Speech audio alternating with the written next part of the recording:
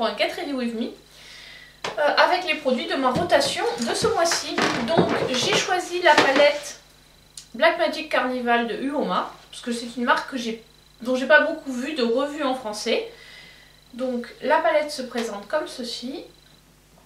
Je trouve qu'elle ressemble un peu à la palette de Richard sur certains teintes, notamment tout ce qui est orangé, jaune et marron. Et pour la palette pour le visage, j'ai testé pareil la palette la All Star de chez Physicians Formula qui contient un blush, 2 bronzers, une poudre pressée, donc voilà, et 2 highlighters. Donc on va faire ensemble ce maquillage et ensuite je vous donnerai mon avis sur les produits. Donc j'ai fait mon teint avec mes produits habituels, c'est-à-dire ma base de chez Bis, toujours la même, et ma bébé crème de chez Skin Food. Donc pareil, toujours pour l'instant, ces produits-là, c'est les produits que je termine avant de passer au suivant. Alors ce que j'aime bien sur cette bébé crème, c'est le SPF de 35 et la protection notamment contre les UVA. Et j'ai appliqué avec mon éponge de chez Bis. Donc je change en fonction de celle qui est la plus propre. Enfin non, je les lave après chaque utilisation, mais de temps en temps je les passe à la machine dans un fil de protection pour vraiment bien les nettoyer à fond. Alors on va partir sur le maquillage des yeux avec, comme vous l'avez vu, la palette Black Magic Carnival de chez Uoma. Donc c'est une marque, j'ai pas vu beaucoup de revues en français, donc je me suis dit c'est l'occasion de tester avec vous cette marque. Alors il faut savoir que j'ai déjà testé une autre palette de la marque, celle que j'ai commandée dans mon haul d'Amé, qui s'appelle Héritage je crois, donc qui est plutôt dans les couleurs on va dire plus neutres, plus rosées.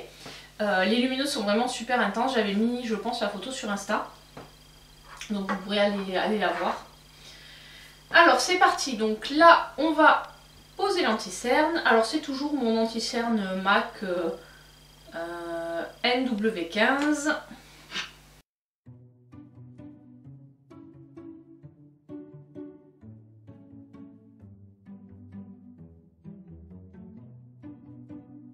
Ensuite, pour la base à paupières, j'utilise mon Paint Pot de chez MAC en teinte Painterly. Alors chaque mois, j'essaie de tourner en termes de base à paupières pour utiliser, j'en ai 3 normalement. Une de chez Bella Pierre, le Paint Pot et la Pillows. Donc les palettes sont testées avec toujours la même base, qui me permet de pouvoir comparer la tenue des fards d'une même rotation. Donc, voici comment se présente la palette. Donc j'ai un peu envie de faire un effet un peu peut-être coucher de soleil en utilisant le jaune et le orange. Et ensuite cette teinte qui s'appelle Oruro qui est un peu plus marronné. Donc ou la rose, enfin rose Rio. J'ai pas encore trop décidé, c'est déjà que je vais utiliser en transition la Notting Hill qui est orange, pour l'estomper la Barbados, et après on verra ce que je mets. Donc je commence avec mon pinceau de chez Jessup, c'est le 228, c'est le même numéro que les Zoeva, et je prends donc la fameuse teinte Notting Hill, la orange. Les fards accrochent plutôt bien et c'est assez bien pigmenté, c'est pas très poudreux. Avec un pinceau Morphe biseauté, je vais venir faire le dessous d'œil. Je préfère taper pour le dessous d'œil parce que j'ai pas envie qu'il y ait des chutes. Vu que je fais mon teint, je fais toujours mon teint avant donc.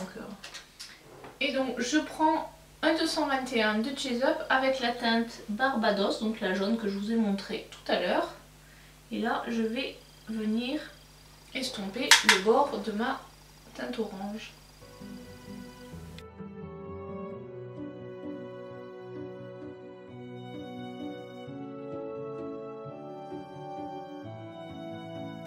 J'aime vraiment l'effet que ça fait en termes de dégradé, ces deux couleurs ensemble. Par contre je trouve que c'est un petit peu galère à vraiment avoir la couleur. Alors les jaunes souvent sont vraiment difficiles à travailler.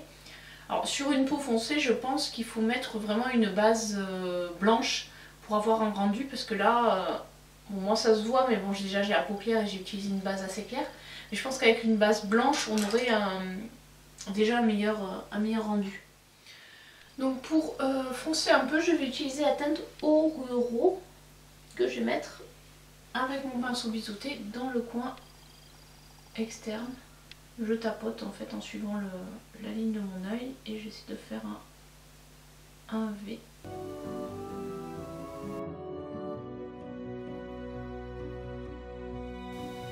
Et donc je reprends ma teinte la plus orange et je viens estomper le bord externe de mon V.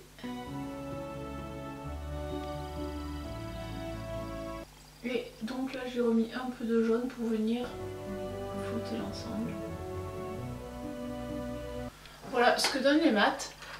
Alors globalement les mats, la pigmentation est là mais elle est modulable on va dire. Pour moi c'est pigmenté mais c'est pas très pigmenté. C'est à dire que en appliquant doucement vous arrivez facilement à moduler la pigmentation. Vous n'allez pas vous retrouver avec une barre, ça se fond bien, ça se travaille bien ensemble. Ça fait pas de chute, donc ça pour moi c'est vraiment un point positif. Donc je sais pas si vous verrez, voilà le résultat. Juste, donc ça c'est les mats. Et après je n'ai pas encore décidé quelle couleur j'allais mettre. J'hésite entre est-ce que je pars sur un super chalk ou est-ce que je... Bon allez on va tester les fards de la palette. Allez je vais faire un truc plutôt soft et je vais tester la couleur qui s'appelle Tenerife. Donc je vais venir l'appliquer à la mousse. Et on a vraiment une belle lumière sur ce fard. Et qui au final se marie plutôt bien avec ce que j'ai fait, la combinaison que j'ai fait. Je trouve que ça va bien. Le violet aurait été sympa. Mais là j'avais envie de quelque chose d'un peu plus léger. Alors que bon le violet aurait apporté tout de suite une touche de couleur beaucoup plus forte et beaucoup plus impactante. Mais bon. On va dire que ça reste un make-up portable pour le travail. Bon, après avec le violet c'est portable aussi pour le travail mais ça se voit toujours un petit peu plus. Là j'avais envie de faire quelque chose. Aujourd'hui je suis en télétravail donc je profite de ma pause de midi pour me maquiller avec vous. Et donc je me dis si j'avais une visio tout à l'heure, je voudrais avoir quelque chose qui soit joli mais pas forcément trop voyant.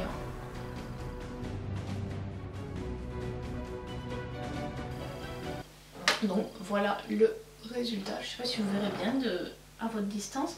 Et pour le coin interne, je vais tout simplement mettre le jaune lumineux de cette palette qui s'appelle Baya. Donc je vous montre, c'est celui central dans la rangée des lumineux, donc la rangée du haut. Voilà donc ce jaune lumineux qui rappelle ce que j'ai mis sur pour dégrader mon fard orange. Voilà le make-up des yeux, ce que ça donne. Je vous ferai le bilan à la fin de cette vidéo. Maintenant, on va passer à l'eyeliner que je vais faire hors caméra. Donc c'est toujours mon tattoo liner de chez Kat Von D, ainsi que le mascara recourbe cils avec toujours les produits que j'utilise habituellement. Et après, on passera au reste du teint. Alors, donc ça c'est fait. On va pouvoir passer au teint. Alors pour le teint, j'ai pris cette palette de Physicians Formula, celle qui est dans ma rotation, et ce sera l'occasion de vous la montrer en action. Donc elle contient tout ce qu'il faut pour le teint. Donc une poudre pressée multicolorée, donc qui convient à ma carnation, un blush, deux poudres qui sont des highlighters pour le moment parce qu'en fait elles ont une espèce de couverture, un glaçage un peu pailleté, et les deux bronzers. Donc pour l'instant j'utilise le mat puisque le butter bronzer je l'ai déjà en version solo. Donc le pinceau visage que j'utilise c'est le Colourpop F28 et je vais prendre la poudre que je vais mettre sur tout le visage pour poudrer ma bébé crème. Je mélange bien les couleurs. Cette palette sent super bon. Alors petit bémol, c'est, je trouve que pour le visage, enfin la poudre pour le visage, ça, le pan avec un gros pinceau comme ça, il est un peu petit. La taille du fard, du coup, le diamètre est un peu petit. Résultat, j'ai un peu de mal à bien prélever comme il faut la matière. J'aime bien des pans un peu plus grands. Enfin, parce que j'ai un gros pinceau, donc je pense qu'avec un pinceau un peu plus petit, ce serait plus simple. Ensuite, je viens appliquer le bronzer avec mon blush brush de chez Real Techniques et je prends le matte bronzer, donc celui qui est le butter bronzer mais en couleur mat.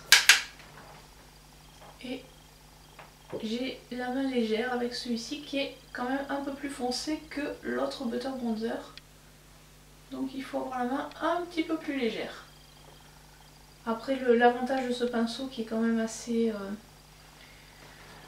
large, il permet de bien diffuser le produit. Ensuite, avec mon Expert Fast Brush, je viens appliquer le blush Happy Booster, où il y a pareil plusieurs couleurs. Et je le dépose sur le milieu de ma pommette. Et je fais pareil de l'autre côté. Alors comme le pinceau est assez dense, il prélève plutôt pas mal de matière.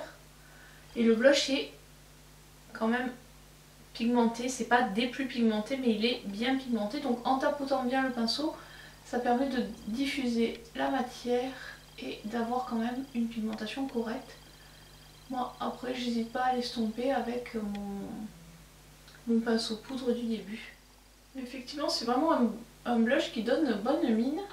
Et pour finir j'ai mon Fast Paint pour l'highlighter et là je vais utiliser le perle d'éclat, donc celui du haut, qui est un peu argenté.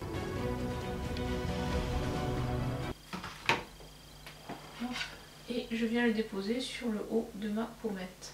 Tout à l'heure, je viens diffuser tout ça avec mon gros pinceau poudre. Hop, voilà pour ça. Pour les lèvres, j'utilise mon crayon Lip Foundation de Catrice. Par contre, en fait, je pense qu'il a séché. Pourtant, normalement, il y a une durée de 24 mois. Et je pense pas que ça fasse 24 mois que je l'ai. Et de toute façon, il a été comme ça assez rapidement. Il faudra que je le retaille. Mais hop, la mine elle tient plus très bien. Et donc pour aller avec, j'utilise toujours de chez Catrice, c'est le Dewey Full Lips. Et la teinte, c'est la teinte Don't Dream It, Do It. Le numéro, parce qu'il y a un numéro, j'ai rien vu, c'est le 60. Pour terminer le maquillage, je fixe tout ça à l'aide de mon Fix Plus de chez MAC. Le maquillage est terminé, j'ai fait quelque chose d'assez rapide puisque voilà, c'est un maquillage que je peux faire tout à fait le matin pour partir au bureau ou comme aujourd'hui pour être en télétravail. Je vous rappelle que je suis sur ma pause entre midi et 2. Donc, au niveau des produits, je ne reviendrai pas sur les produits classiques que je vous ai déjà X fois présentés, à savoir ma base, ma bébé crème, mon anti-cerne et ma base à paupières, puisque c'est des produits que vous connaissez. Je vais plus détailler un peu mon avis sur cette palette. Alors, je la trouve très bien, la pigmentation elle est facile, c'est-à-dire que c'est une pigmentation qui fait pas beaucoup de... Il n'y a pas beaucoup de chute, c'est pas du tout poudreux. Les fards restent quand même pigmentés.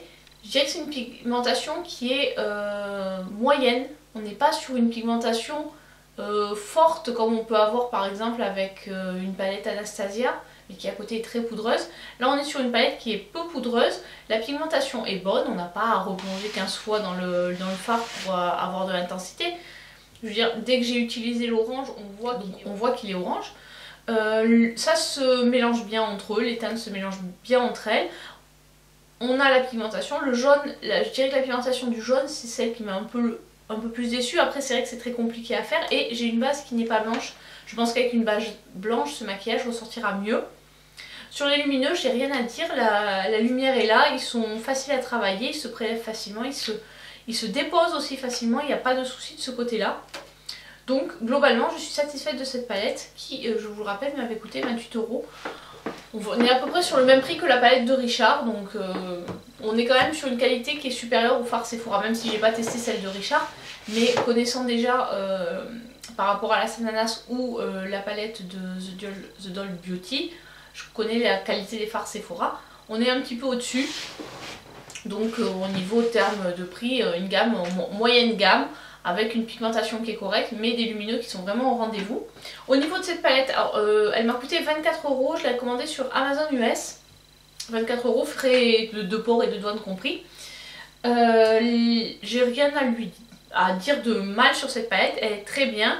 L'odeur, elle a une odeur, donc si vous n'aimez pas les produits à odeur, ça peut ne pas vous correspondre. Moi, l'odeur ne me dérange pas. Je trouve que la pigmentation des produits est là, c'est quand même facilement modulable, on va pas se retrouver avec des taches. Ce bronzer est un peu plus... Si vous n'avez pas l'habitude d'utiliser le bronzer, je vous conseillerais plutôt de commencer par cette teinte-là, parce que la teinte mat est un peu plus foncée et un petit peu plus dure à travailler que celle-ci. Sinon ça reste un produit très correct. J'attends de voir, une fois que j'aurai enlevé toute l'espèce de glaçage qu'on a sur les deux highlighters, de voir réellement quelle couleur ils sont pour me prononcer sur ce que j'en pense réellement. Parce que de toute façon, ces produits seront dans le bilan de ma rotation de mai. Donc vous verrez mon ressenti final, puisque là c'est juste une première impression. Sachant que j'ai déjà quand même testé la palette Physicians Formula plusieurs fois, c'est la 3e ou la 4e fois que je l'utilise.